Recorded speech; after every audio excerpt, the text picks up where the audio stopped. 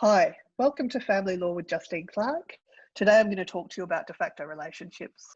For the purposes of the Family Law Act, a de facto relationship is a relationship where parties have lived together cumulatively for 2 years or have a child of that relationship, or alternatively, where one party has made a significant contribution.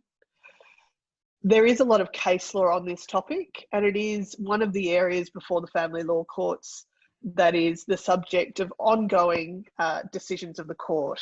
And there are grey areas, but the 2 years can either be cumulatively, which means that you can live together and then separately and then together and then separately. As long as that 2-year period is accumulated, the family law courts will have jurisdiction to hear your application for a property settlement in a de facto matter.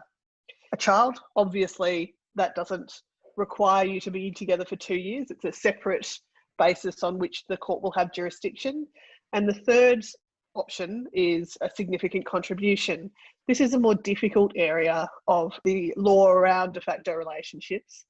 What that would require is something that is more than what are the usual contributions made in relationships. So a significant financial contribution, for example, perhaps paying off a significant chunk of your spouse's mortgage, whether that be in the amount of $50,000 or more, or alternatively, significant non-financial contribution. So perhaps caring for someone who is unwell in a way that goes above and beyond what would be usually expected within the dynamics of a de facto relationship.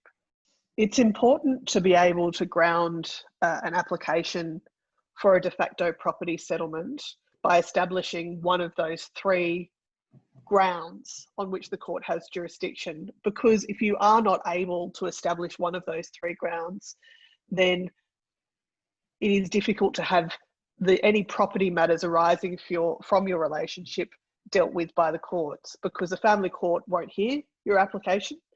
And there is no place within the state courts for your matter to be determined other than in civil claims, potentially in relation to a property related claim or debt recovery. I believe that investing in strategic family law advice with me will assist you to know where you stand in relation to your parenting and financial matters, negotiate your matter with your spouse or have me negotiate on your behalf, and will result in a favourable outcome for you and your family.